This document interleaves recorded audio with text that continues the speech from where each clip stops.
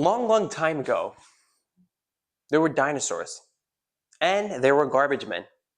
The garbage men would pick up the garbage. But one day, the garbage men got fed up with the dinosaurs because the dinosaurs left so much garbage, and it made their jobs hard. So the garbage men said, no, if you don't stop throwing garbage on the floor, we're going to fight a war. And the dinosaurs said, then we're fighting a war. So then the great war of the dinosaurs and the garbage men started. It was nasty war. But above all, it was a stinky war. The garbage men just kept throwing garbage. It was insane. Until one brave man named Greg finally walked up to the dinosaurs and said, hey, stop. And the dinosaurs stopped. The end. Okay, today we're going to talk about onomatopoeias. What is an onomatopoeia? Well, an onomatopoeia is a word that tries to imitate a sound.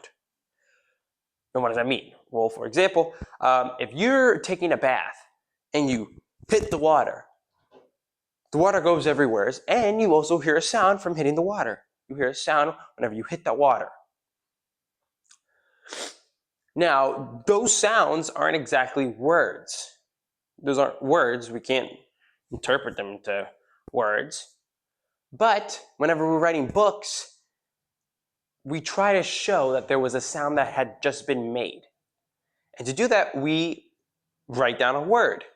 For example, inside of a book, somebody splashes the water, the person might write splash, splash. And in our heads we go, oh, that's the sound of the water splashing, even though that's not how water actually sounds whenever you splash it. But that's what we write down, and that's an example of an onomatopoeia. Splash is an example of an onomatopoeia because it tries to imitate the sound of water, but with a word. Another sound of an onomatopoeia might be crash or bam, because it tries to imitate the sound of something hitting another thing. Because something hitting another thing isn't a word, it's a sound. So whenever we write things down and we were trying to say, hey, well, there was a sound here, we put things like bam, crash, and smash, splash, to show us that there was this sound whenever that happened. And that's what an onomatopoeia is. It's a word that tries to imitate like it's a sound. It tries to imitate a sound. It tries to pretend like it's a sound. Right? Bam. Tries to pretend like it's bam, bam. Splash. Tries to pretend like it's splash, splash in the water. And that's what an onomatopoeia is. Maybe it's tweet. Tweet is another onomatopoeia, right? Birds make a sound whenever they go, and we say it's tweet, tweet, tweet, tweet, tweet, tweet, tweet, tweet. We say it's tweet, even though that's a word. And what the bird makes is a sound.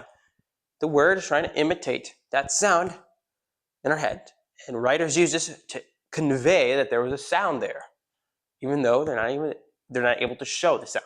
So they write down a word, and that word is called an onomatopoeia.